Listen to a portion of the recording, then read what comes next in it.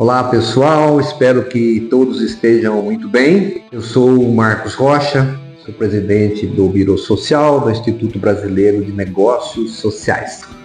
E hoje a gente vai trazer um assunto que está muito em pauta, que é a reforma tributária. E o que a reforma tributária também afeta no nosso modelo de negócio social. Essa nova lei complementar é a Lei 214, que ela saiu agora 16 de janeiro de 2025. Ela apresenta uma ampla reforma tributária no Brasil, né? Foi instituindo aí alguns impostos novos, né? O imposto sobre bens e serviços, que é o IBS, a contribuição social sobre bens e serviços, que é o CBS, além de um novo imposto que chama-se imposto seletivo, o IS. Essa reforma tributária ela visa a se simplificar e unificar a carga tributária para garantir aí uma neutralidade, uma uniformidade em tudo, né? Minimizando algumas distorções econômicas que acontecem, né? Essas novas regras também reforçam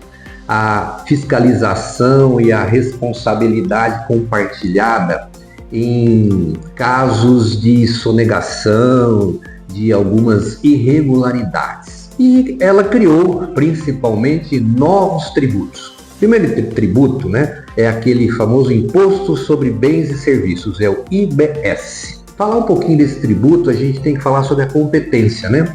A quem compete cobrar o IBS? Aos estados, municípios, ao Distrito Federal.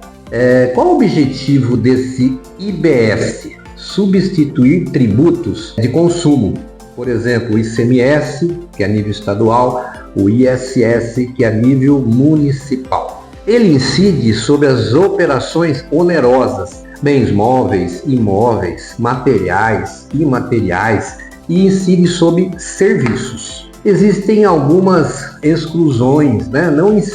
Esse tributo não incide sobre exportações, por exemplo, né? E sobre certas transferências de recursos públicos. Isso é o IBS. Aí nós temos um outro imposto novo, que é a contribuição social sobre bens e serviços, é o CBS. O CBS é de competência exclusiva da União, ele é federal. Qual o objetivo desse imposto? Substituir o PIS e o COFINS. Eles incidem, né, esse imposto incide sobre operações com bens, com serviços, e integra a base de cálculo tributária de forma semelhante ao IBS, né? Mas com foco em financiamento social. Isso é o CBS. Agora já um imposto novo que chama-se Imposto Seletivo, é o IS. Esse imposto seletivo é de competência da União, exclusivamente, tá? E qual o objetivo desse imposto? Incidir, né, esse imposto sobre produtos e serviços que são considerados prejudiciais à saúde ou prejudiciais ao meio ambiente. Por exemplo, né, cigarros, bebidas alcoólicas, entre outros produtos, né, vão sofrer essa incidência do IS, que é um novo tributo que tem uma finalidade de desestimular esse consumo desses determinados produtos. E aí, quais são as alíquotas que tanto o CBS, como o IBS e como o IS vão ter? Cada ente federativo vai definir sua própria alíquota. Por exemplo, a União vai definir o CBS, o IS. Já os estados vai definir a questão do IBS. Os municípios também a questão do IBS dentro das parcelas, né, que fazem parte do município. Mas tudo isso vai ocorrer numa certa transição, vão ter períodos de ajustes, né? Um período de adaptação. As empresas dos entes federativos, né, terão um tempo para ajustar os sistemas de cálculo, os sistemas de arrecadação. Tributos antigos, né, como ICMS, ISS, PIS, COFINS, serão gradualmente substituídos. Algumas compensações e ajustes fiscais também. Vão ter mudanças que vão resultar em perda de arrecadação para alguns estados e municípios, e essas perdas deverão ser compensadas por alguns ajustes nas alíquotas alíquotas de referência que são chamados. Por isso que tem um tempo de transição, vai ter um período de transição. Essas alíquotas vão ser calculadas anualmente pelo Senado Federal, com base em estudos técnicos. Essas novas regras começam a serem implantadas, no ano que vem, já em 2026, mas elas vão até 2035. O CBS entrará em vigor assim integralmente a partir de 2026, simplificando as contribuições sociais federais, mas em caráter de teste em 26 e a partir de 2027 com a cobrança efetiva. Já o IBS vai ter início, o início da vigência vai ser em 1º de janeiro de 2029. E vai ter uma transição gradual de 29 até 2035. Esse período de transição em que as alíquotas do IBS serão progressivamente ajustadas, enquanto os tributos substituídos, o ICMS, o ISS, eles serão gradualmente extintos. A partir de 2035 não vão existir mais esses tributos. A plena vigência, que é 2035. Quando o IBS estará completamente implementado. Já o imposto seletivo, o IS, o início de vigência vai depender de regulamentação específica. Ainda não saiu essa regulamentação específica. E o objetivo realmente desse IS é incidir sobre produtos que são considerados prejudiciais à saúde e prejudiciais ao meio ambiente, como nós já colocamos, cigarros, bebidas alcoólicas, por exemplo, E a regulamentação e a definição dessas alíquotas, elas devem ser estabelecidas por uma lei federal que vai ser promulgada posteriormente. Aí nós trazemos isso para o terceiro setor, essas imunidades tributárias para as organizações da sociedade civil. O que alterou com essa reforma tributária?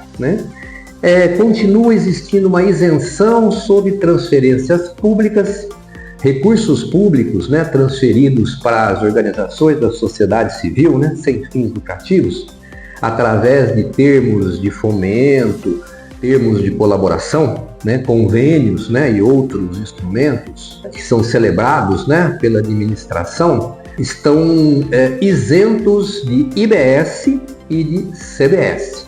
A lei já deixa claro isso, a isenção de IBS e de CBS.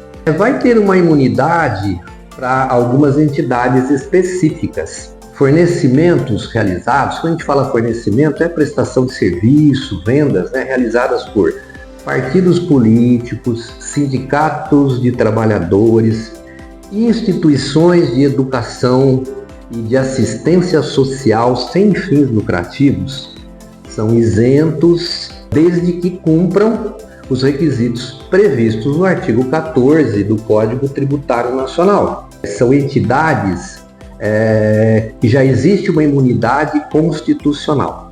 As entidades religiosas e as suas organizações assistenciais e beneficentes também se beneficiam dessa imunidade dos tributos do CBS, do IBS, então faz parte daquele rol de imunes. Doação sem contraprestação, também as doações feitas a OSCs, sem qualquer tipo de contraprestação, estão isentas de pagar esses tributos. Existem também algumas exclusões que são importantes, a gente entender um pouquinho. A imunidade não se aplica às aquisições de bens e serviços pelas OSCs. Isso significa o quê? Ao comprar bens ou contratar serviços, as OSCs ainda estarão sujeitas à tributação. Não é renda própria, nem receita própria. Então, nesse caso, ela está sujeita. A lei traz também alguns anexos a essa lei complementar, a Lei Complementar 214. E esses anexos traz um detalhamento específico de alguns regimes tributários, de alguns produtos relacionados ao imposto sobre bens e serviços, IBS e também sobre a contribuição social, sobre bens e serviços, que é o CBS.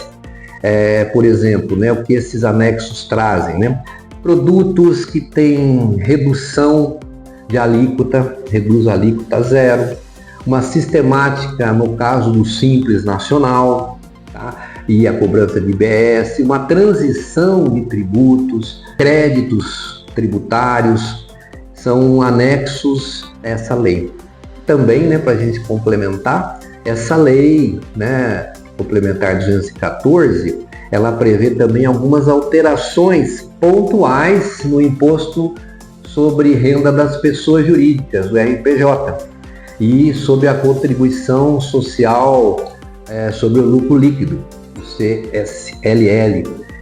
Mas assim, elas são significativas, mas não em caráter de majoração de alíquota nem nada. Em caráter assim, de o que vai ser excluído da base de cálculo.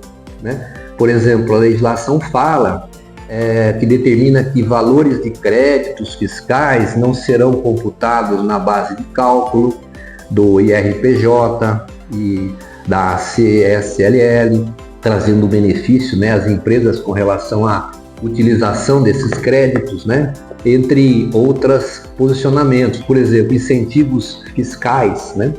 Essa lei ela assegura a continuidade de incentivos fiscais, concedidos aí por legislações específicas, como aqueles vinculados à Zona Franca de Manaus e às áreas de atuação, por exemplo, Sudene, Sudã, Esses incentivos, eles permanecem aplicáveis no Imposto de Renda à Pessoa Jurídica e na CSLL. Outro fator, a desoneração em receitas, dispensa a retenção de imposto de renda à pessoa jurídica e CSLL sobre pagamentos, ou créditos relativos a receitas desoneradas, conforme previsto, no artigo 4º de leis anteriores aí, sobre isso, Essas disposições facilitam o fluxo de caixa, incentiva operações em setores estratégicos, Com relação às subvenções governamentais, aquele dinheiro que as entidades vão receber do Estado, Essas subvenções concedidas pelo governo, desde que atendam, aos requisitos legais, elas também estão excluídas da base de cálculo do IRPJ e do contribuição social sobre o lucro líquido. Isso incentiva, a participação em programas de desenvolvimento. A gente pode notar que essa reforma tributária, ela trouxe alguns benefícios do segmento, trouxe benefícios aí com relação ao terceiro setor, ao modelo de negócio social que é implantado pelo Biro Social. Onera alguns lados, algumas empresas, algumas áreas de atividade, mas traz aí uma modalidade diferente que a gente tem que olhar com carinho para todo esse aspecto, para a legislação. E nós agradecemos a participação de todos, a atenção, e voltaremos com novas conversas mais específicas sobre a reforma tributária. Obrigado pela atenção de todos, até uma próxima oportunidade.